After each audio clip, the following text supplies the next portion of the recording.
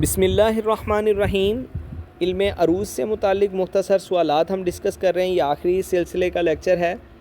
اس میں ایک سوال ہے جی، مل مراد بالعلتی یا مل مراد بالعللی؟ تو علت کی جمع ہے۔ العلت لغتاً ہی المرض، لغوی اعتبار سے علت کا معنی بیماری ہے، اور اصطلاحی اعتبار سے ہی تغییر یلحق الاسباب والاوتاد من العروض او الضرب۔ تو جو پہلے مصرعے کا آخری تفعیلہ جسے عروض کہتے ہیں، یا دوسرے مصرع کا آخری تفعیلہ جس کو ضرب کہتے ہیں، تو ان کو صرف جو تبدیلی لاحق ہوتی ہے اس کو علت کہتے ہیں، کہ جو تبدیلی صرف انہی کو لاحق ہوتی ہے، اور وہ چاہے سبب کو لاحق ہو یا وتد کو لاحق ہو۔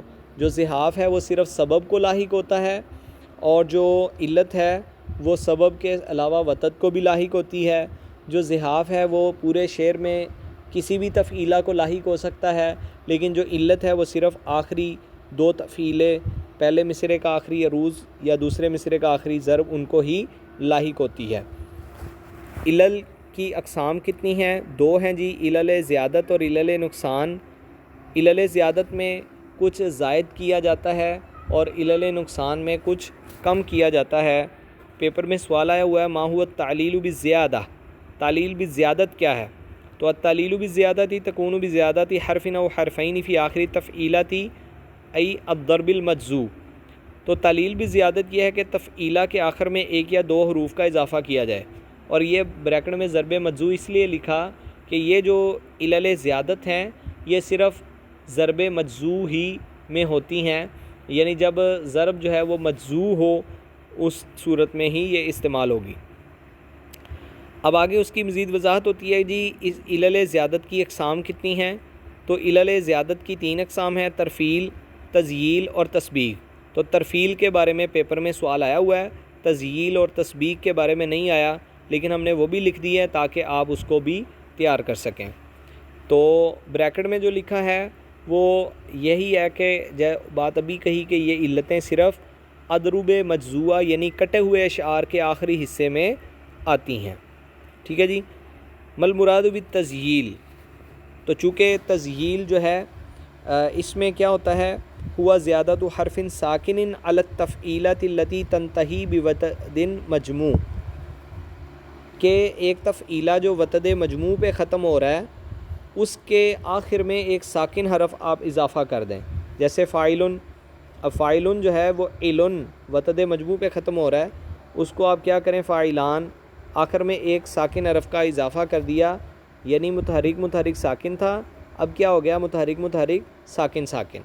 یہ پیپر میں نہیں آیا لیکن پوچھا جا سکتا ہے کیونکہ ترفیل پیپر میں آیا ہوا ہے۔ وہ کیا ہے، ہوا زیادت سبب خفیف علی التفعیلہ۔ تو تذییل میں صرف ایک ساکن حرف بڑھایا تھا، اب پورا سبب خفیف بڑھا دیا جاتا ہے اسی کے آخر میں جس کے آخر میں وتد مجموع ہے، جیسے فاعلن تو علن وتد مجموع، اب سبب خفیف بڑھایا تو کیا بن گیا، فاعلاتن متحرک ساکن۔ پہلے صرف ایک ساکن بڑھایا تھا، اب ایک متحرک اور ساکن یعنی پورا سبب خفیف بڑھا دیا۔ اس کے بعد ہے جی، مل مراد بالتسبیغ؟ تسبیغ سے کیا مراد ہے؟ تسبیغ جو ہے وہ ہوا زیادت حرف ساکن علی التفعیلۃ التی تنتہی بسبب خفیف۔ تو پہلے ہم دیکھ رہے تھے کہ تفعیلہ وتد مجموع پہ ختم ہو رہا ہے، اس کے آخر میں اگر ایک ساکن حرف بڑھائیں گے تو تذییل ہے، اور دو یعنی سبب خفیف متحرک اور ساکن بڑھائیں گے تو ترفیل ہے، لیکن اگر تفعیلہ وہ سبب خفیف پہ ختم ہو رہا ہے اور اس کے آخر میں ایک ساکن حرف بڑھا دیں گے تو پھر کیا ہوگی، تسبیغ۔ تو یہ تھیں علل زیادت۔ جو علل نقصان ہیں ان کی اگر بات کی جائے تو پیپر میں حذف اور قطف کے بارے میں پوچھا گیا ہے، تو باقی جو علل نقصان ہیں ان کی ہم نے بات نہیں کی۔ الحذف علۃ من علل النقصان وہو حذف سبب خفیف من نہایت التفعیلہ۔ تو علل جو حذف ہے یہ علت نقصان، جو نقصان کی علتیں ہیں ان میں سے ایک ہے۔ اس کا مطلب کیا ہے کہ سبب خفیف اس تفعیلہ کے آخر سے ہم حذف کر دیتے ہیں جس کے آخر میں یعنی ہم کسی تفعیلہ کے آخر سے سبب خفیف کو حذف کر دیتے ہیں، جیسے فعول کے آخر سے لن جو سبب خفیف ہے اس کو حذف کر دیں تو وہ بن جائے گا فعو۔ اسی طرح ایک علت قطف جو اوپر آپ نے دیگر لیکچرز میں بھی دیکھی، یہ بھی نقصان کی علتوں میں سے ہے، ہوا حذف ساکنی سبب خفیف من آخر تفعیلہ و اسکان ما قبلہ۔ اس میں کیا کیا جاتا ہے، اس میں دو چیزیں ہوتی ہیں، اس میں تفعیلہ کے آخر سے جو سبب خفیف کا ساکن حرف ہے اس کو بھی حذف کر دیتے ہیں اور ما قبل کو ساکن کر دیتے ہیں، اور یہ صرف ایک تفعیلے میں ہوتا ہے مفاعلاتن میں، وہ کیا بن جاتا ہے مفاعل، وہ کیا بن جاتا ہے مفاعل۔ تو یہاں پہ ہونا کیا چاہیے ویسے، وَهُوَ حَذْفُ سَبَبٍ خَفِيفٍ مِّنْ آخِرِ التَّفْعِيلَہ، یہاں پہ لفظ ساکن میرے خیال سے زائد ہے کہ القطف علت من علل النقصان، کہ قطف علل نقصان میں سے ایک علت ہے، وَهُوَ حَذْفُ سَبَبٍ خَفِيفٍ مِّنْ آخِرِ التَّفْعِيلَہ، اور یہ کیا ہے کہ تفعیلہ کے آخر سے سبب خفیف کو حذف کر دیا جائے، وَإِسْكَانُ مَا قَبْلَهُ، اور اس کے ما قبل کو ساکن کر دیا جائے، ٹھیک ہے۔ اور آگے کیا لکھا ہے، وَهَذَا لَا يُصِيبُ إِلَّا مُفَاعَلَةٌ، آپ یہ اتنا چاہے نہ لکھیں، آپ کہیں مِثَالُهُ مُفَاعَلَةٌ فَتُصْبِحُ مُفَاعَل فَتَصِيرُ فَعُولٌ، کہ مفاعلتن میں یہ علت لگتی ہے، وہ ہو جاتا ہے مفاعل، تن سبب خفیف آخر سے حذف ہو گیا، اس کے ماقبل جو لام متحرک تھا وہ ساکن ہو گیا، وہ کس کے برابر ہے فعول ان کے برابر، اور یہ پہلے بھی پہلے جو لیکچرز ہیں ان میں ہم نے اس کو ڈسکس کیا تھا۔ اب ایک جو سوال ہے وہ یہ آیا ہوا ہے کہ عرف بالقصر، قصر کی تعریف کریں، تو یہ کیا ہے، ہوا حذف ساکن سبب خفیف من آخر تفعیلہ و اسکان ما قبلہ، تو یہ قصر جو ہے یہ اصل میں ساکنی سبب خفیف ہے کہ فاعلاتن ہے، اس کا تن کا جو نون ہے اس کو حذف کیا اور اس کے ما قبل تا جو ہے اس کو ساکن کر دیا، وہ بن گیا فاعلان۔ تو یہ جو آگے قطف جو ہے، قطف کی علت میں وہی والی بات آ گئی تھی، اس کو ہم انشاءاللہ نوٹس میں ٹھیک کر دیں گے، وہاں پہ میں نے آپ کو سمجھا دیا ہے کہ قطف میں کیا ہوتا ہے کہ پورا سبب خفیف حذف کرتے ہیں، جیسے مفاعلاتن میں تن حذف کیا اور سبب خفیف سے پیچھے حذف کر کے پیچھے جو متحرکہ اس کو ساکن کر دیتے ہیں۔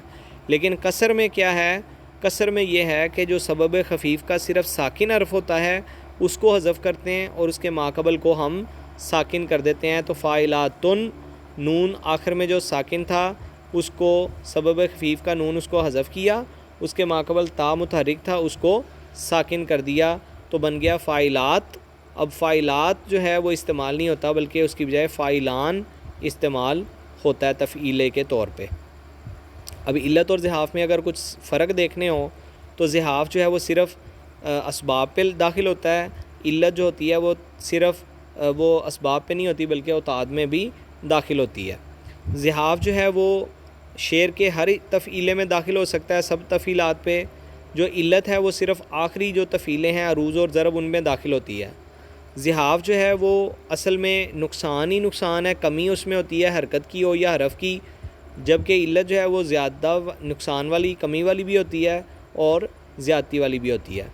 اور ایک اور فرق یہ ہے کہ قصیدے کے پہلے بیت کے کسی تفعیلے میں اگر زحاف لگ جائے تو دیگر ابیات جو ہیں ان میں وہ اسی تفعیلے میں زحاف لگنا لازم نہیں ہوتا، اور جو علت ہے البتہ وہ پھر باقی ابیات جو ہیں ان میں بھی جو عروض اور ضرب ہیں ان میں اسی علت کا تکرار شاعر پر لازم ہوتا ہے کہ وہ پھر ہر بیت جو ہے اس کے عروض اور ضرب میں وہی علت جو ہے اس کو لے کر آئے۔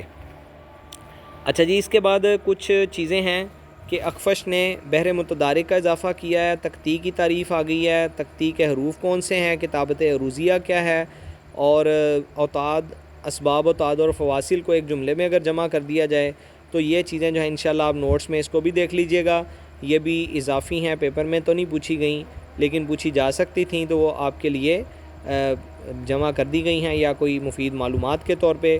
آئندہ انشاءاللہ تعالیٰ اگلے لیکچر میں ایک یا دو یا تین لیکچرز میں جو عربی مصادر اور مشاہیر ہیں ان سے متعلق انشاءاللہ بات کی جائے گی۔ جزاکم اللہ خیرہ، اچھے طریقے سے تیار کریں، محنت کریں جیسے ہم آپ کے لیے محنت کر رہے ہیں۔ جزاکم اللہ خیرہ۔